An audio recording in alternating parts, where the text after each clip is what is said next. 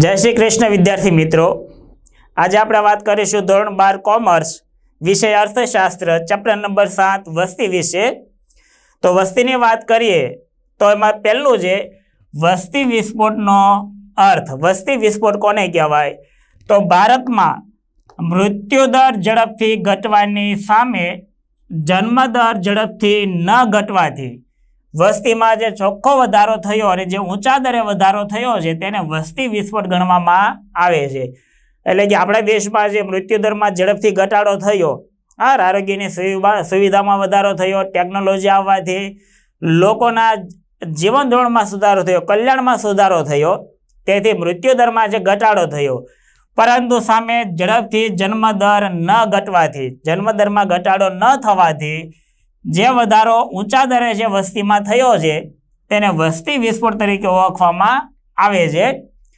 अने भारतनी वात करीए तो भारतमां जे वस्तीना वलणो, तो वस्तीना वलणो एटले के वस्तीनुं कद, वस्ती वृद्धि दर, जन्म दर, मृत्यु दर, शहरी वस्ती, ग्रामीण वस्ती तेमज स्त्री पुरुषना प्रमाणने लगती वस्तीना आंकड़ाकीय माहिती मेळववानी अने तेनुं जे अर्थघटन करवानुं छे तेने वस्तीना वर्णो कहेवामां आवे छे। एटले के वस्तीना वर्णो एटले वस्तीनुं कद, वस्ती वृद्धि दर, जन्म दर, मृत्यु दर, शहरी वस्ती, ग्रामीण वस्ती अने स्त्री पुरुष प्रमाणने लगती जे आंकड़ाकीय माहिती मेळववानी अने त्यार पछी तेनुं अर्थघटन करवामां आवे तेने वस्तीना वर्णो तरीके ओळखवामां आवे छे। तो वस्तीना वर्णोनी वात करीए तो तेमां पहेલું છે વસ્તીનું કદ અને વૃદ્ધિ દર। તો વસ્તીનું કદ એટલે કે જુદા જુદા વર્ષો દરમિયાન ભારતની જે કુલ વસ્તી છે અથવા તો કુલ વસ્તીનું જે પ્રમાણ છે તેને જે વસ્તીનું કદ ગણવામાં આવે છે અને વસ્તીમાં થતા વધારાની જે ટકાવારી છે ટકાવારીને જે વસ્તી વૃદ્ધિ દર કહેવામાં આવે છે। એટલે ભારત દેશની જે કુલ વસ્તી છે વિવિધ વર્ષો દરમિયાનની કુલ વસ્તીને વસ્તીનું કદ કહેવાય અને વસ્તીમાં થતા જે વધારાની ટકાવારી છે તેને વસ્તી વૃદ્ધિ દર તરીકે ઓળખવામાં આવે છે। જો થોડાક છેલ્લા ઘણા બધા વર્ષોની માહિતી આપેલી છે કે વર્ષ 1951 માં ભારતની વસ્તી હતી 36.1 કરોડ અને વસ્તી વૃદ્ધિ દર હતો 1.25% જેટલો। 1961 में वस्ती वधारो थईने 43.9 करोड़ थयो अने वस्ती वृद्धि दर जे 1.96% जेटलो थयो। 1971 में भारतनी वस्ती हती 54.8 करोड़ अने वस्ती वृद्धि दर हतो 2.20% जेटलो। 1981 में भारतनी वस्ती हती 68.3 करोड़ अने वस्ती वृद्धि दर हतो 2.22% जेटलो। 1991 ની વાત કરીએ તો ભારતની વસ્તી છે 84.6 કરોડ અને વસ્તી વૃદ્ધિ દર છે 2.16% જેટલો। 2001 ની વાત કરીએ તો ભારતની વસ્તી હતી 102.9 કરોડ અને વસ્તી વૃદ્ધિ દર હતો 1.57% જેટલો અને 2011 ની વાત કરીએ તો ભારતની વસ્તી હતી 121.02 करोड़ અને વસ્તી વૃદ્ધિ દર હતો 1.66% જેટલો। એટલે વિદ્યાર્થી મિત્રો અહીંયા જો વસ્તી ગણતરી 2011 મુજબ ભારતનો જે વસ્તી વૃદ્ધિ દર છે તે 1.66% હતો અને ભારતના સરેરાશ વસ્તી વૃદ્ધિ દરની વાત કરીએ તો ભારતનો સરેરાશ વસ્તી વૃદ્ધિ દર 2% થી 2.5% જેટલો છે અને 2011 ની ગણતરી મુજબ 1.66%। એટલે આ રીતે જો વસ્તીમાં વધારો થાય તો આવનારા વર્ષોમાં આપણી વસ્તી હજી ઘણી બધી વધવાની।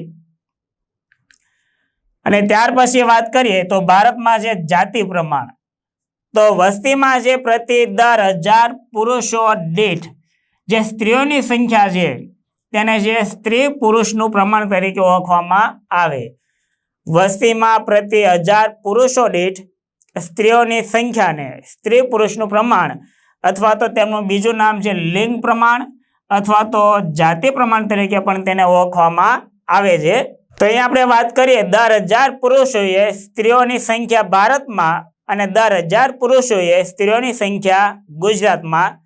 1901 ની વાત કરીए तो भारतमां 972 ગુજરાતમાં 954, 1931ની વાત કરીએ તો ભારતમાં 950, ગુજરાતની વાત કરીએ તો 945, 1961ની વાત કરીએ તો ભારતમાં 941 અને ગુજરાતમાં 940, 1991 દરમિયાન 927 અને ગુજરાતમાં છે 936, 2001માં ભારતમાં 933 અને ગુજરાતમાં 921 અને 2011માં ભારતમાં 940 અને ગુજરાતમાં 918 પુરુષ બાદ સ્ત્રીઓનું પ્રમાણ જોવા મળેલું. ત્યાર પછી વાત કરીએ વસ્તીના વલણની, તો વયજૂથ પ્રમાણે ભારતની વસ્તી. તો વયજૂથ પ્રમાણે આપણે જોવા જઈએ તો વયજૂથ પ્રમાણે વહેંચણી એટલે દેશની વસ્તીનું જે વિવિધ વયજૂથમાં શું કરવાનું છે, આપણે વિભાજન કરવાનું છે. અને તે વયજૂથમાં વાત કરીએ તો 3 પ્રકારના વયજૂથ આવે છે કે જેમની ઉંમર છે 0 થી 14 વર્ષની હોય, પછી 15 થી 64 વર્ષની હોય અને 65 કરતા વધુ વર્ષની ઉંમર હોય તેની વાત. તો કે જેમની ઉંમર છે 0 થી 14 વર્ષ હોય તેમાં બાળકોનો સમાવેશ કરવામાં આવે છે. 15 થી 64 હોય તેમાં યુવાનોનો સમાવેશ થાય કે જે ઉત્પાદન પ્રક્રિયામાં પોતાનો ફાળો ભજવે છે. અને 65 વર્ષ કરતાં વધુના તો કે તેમાં બધા વૃદ્ધોનો સમાવેશ થાય જે ઉત્પાદન પ્રક્રિયામાં ભાગ લેતા નથી. એટલે અહીંયા આ વયજૂથ પ્રમાણે જે વસ્તીનું વિભાજન કર્યું તેના ઉપરથી ઉત્પાદક વસ્તી અને અનુત્પાદક વસ્તીનો ખ્યાલ જોવા મળશે કે જે લોકો છે ઉત્પાદન પ્રક્રિયામાં ભાગ લેતા હોય એટલે કે જે યુવાનો છે તે ઉત્પાદન પ્રક્રિયામાં ભાગ લે કે જેમની ઉંમર છે 15 થી 64 વર્ષ તેને ઉત્પાદક વસ્તી કહેવાય.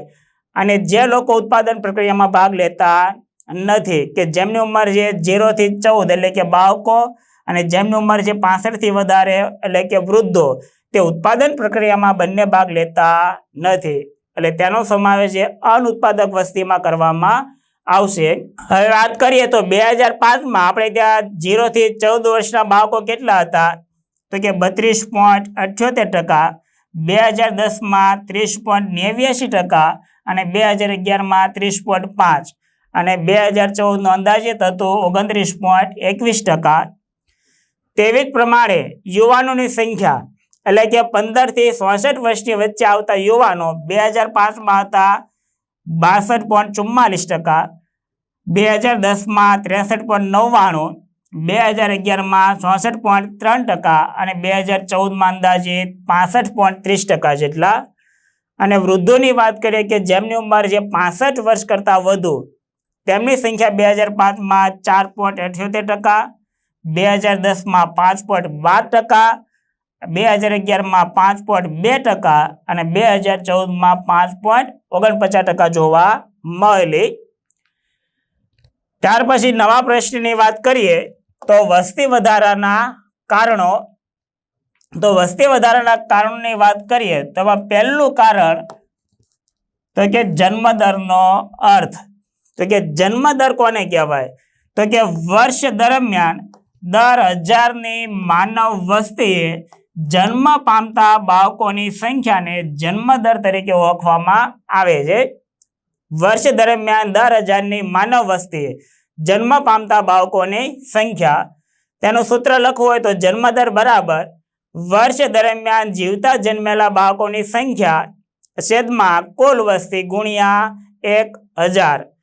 અને ભારતના જન્મદરની વાત કરીએ તો વર્ષ 1951માં જન્મદર હતો 39.9% અને 2011માં હતો 21.8 જેટલો. ત્યાર પછી બીજું કારણ છે મૃત્યુદરનો અર્થ કે વર્ષ દરમિયાન જોવા જઈએ તો દર 1000ની માનવ વસ્તીએ મૃત્યુ પામતા વ્યક્તિઓની સંખ્યાને મૃત્યુદર તરીકે ઓળખવામાં આવે છે. વર્ષ દરમિયાન દર 1000ની માનવ વસ્તીએ મૃત્યુ પામતા જો વ્યક્તિઓ હોય તેને મૃત્યુદર અને વર્ષ દરમિયાન દર 1000ની માનવ વસ્તીએ જન્મ પામતા બાળકો હોય તો જન્મદર.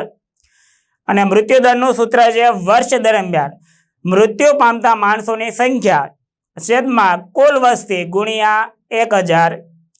અને વર્ષ 1951માં મૃત્યુદર હતો 10,000 27.4 અને 2000માં 7.1 હતો મૃત્યુદર. ત્યાર પછીનું ત્રીજું કારણ છે ઊંચા જન્મદર માટેના કારણો. અને ઊંચા જન્મદર માટેના કારણોમાં પહેલું કારણ છે સામાજિક પરિબળો. સામાજિક પરિબળોમાં પહેલું સાર્વત્રિક લગ્ન પ્રથા. અને આપણા દેશની વાત કરીએ તો આપણા દેશમાં જે લગ્નને એક ધાર્મિક સંસ્કાર માનવામાં આવે છે. એટલે અહીંયા દરેક સ્ત્રીઓ જે લગ્ન કરે છે અને દરેક સ્ત્રીઓ જ્યારે લગ્ન કરતી હોય ત્યારે એનો પ્રજનન ક્ષમતા છે, પ્રજનન સમયગાળો વધી જાય છે અને જન્મદરમાં જોવામાં આવે છે વધારો. ત્યાર પછી બીજું કારણ છે નાની ઉંમરે લગ્ન અને વિધવા પુનઃલગ્ન. કે જ્યારે બાળ લગ્ન થાય અથવા તો નાની ઉંમરે લગ્ન થાય ત્યારે જે સ્ત્રીઓનો પ્રજનન કાળ વધે એટલે જન્મદર પણ કેવો થવાનો છે? વધવાનો.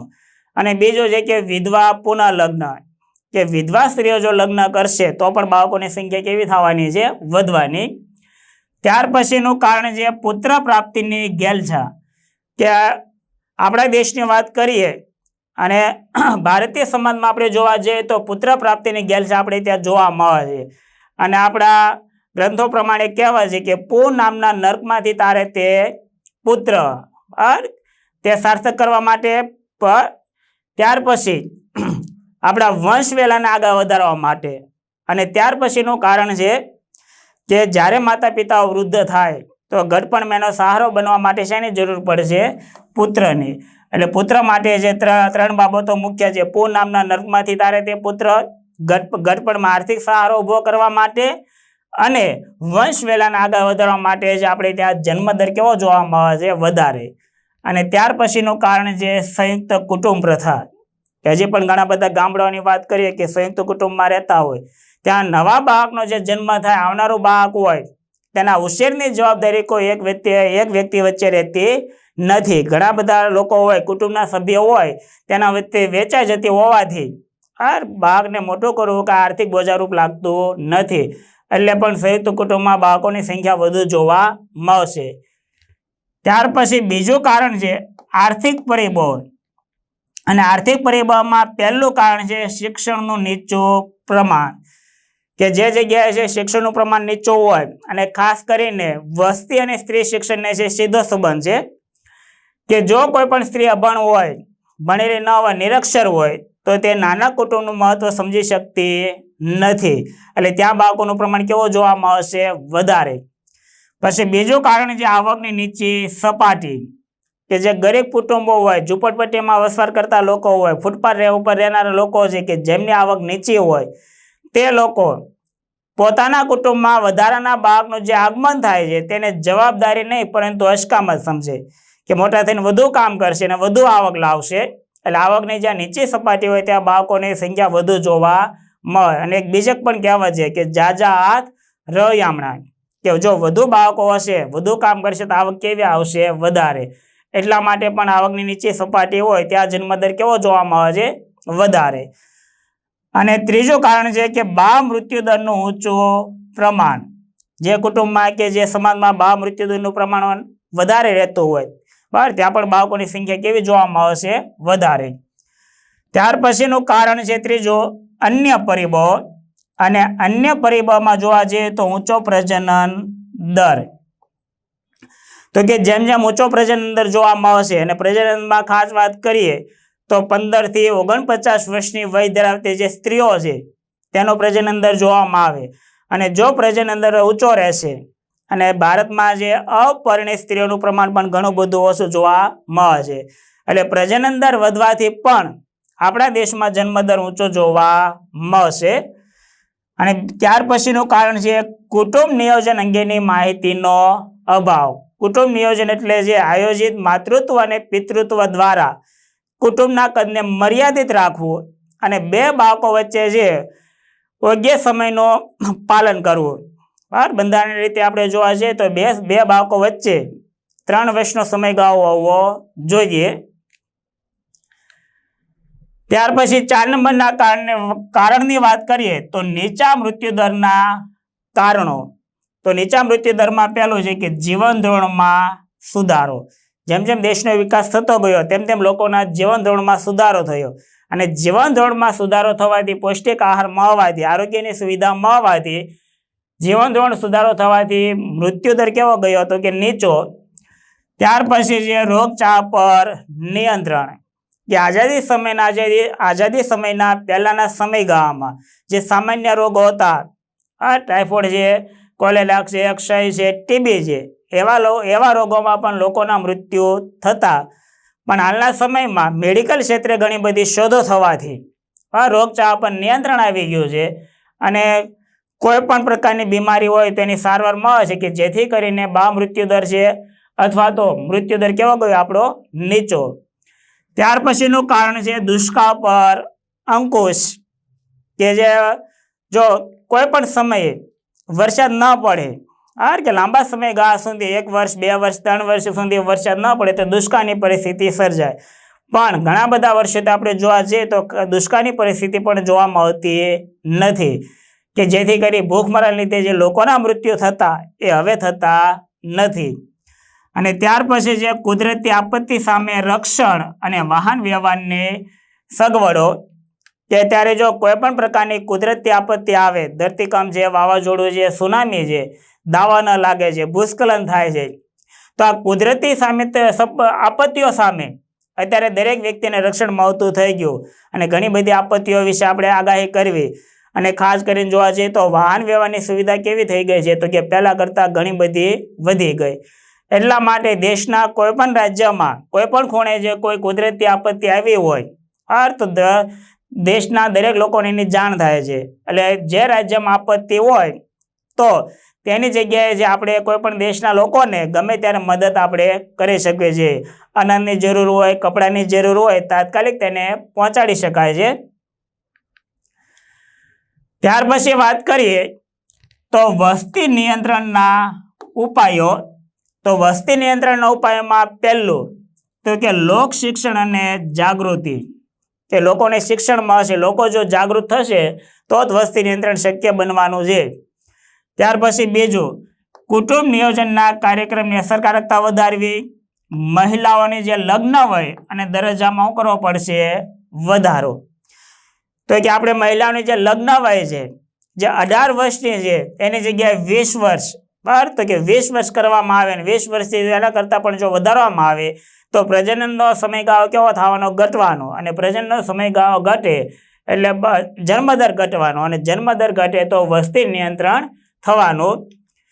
ત્યાર પછી પ્રોત્સાહન અને બ્રીન પ્રોત્સાહન, અને પાંચમું છે તબીબી સેવાઓનો વ્યાપ અને અસરકારકતામાં વધારો કરવો પડશે, કે ડૉક્ટરી સારવાર જે વધુને વધુ પ્રાપ્ત થાય અને તેનો વ્યાપ વધે એવા જો પ્રયત્ન કરવામાં આવે, અને આ 4-5 પ્રકારના પ્રયત્નો કરવામાં આવે તો દેશમાં જે વસ્તી નિયંત્રણ કરી શકાય. થેન્ક યુ વિદ્યાર્થી મિત્રો. તો અમારો વિડીયો જોવા બદલ આપનો ખૂબ ખૂબ આભાર.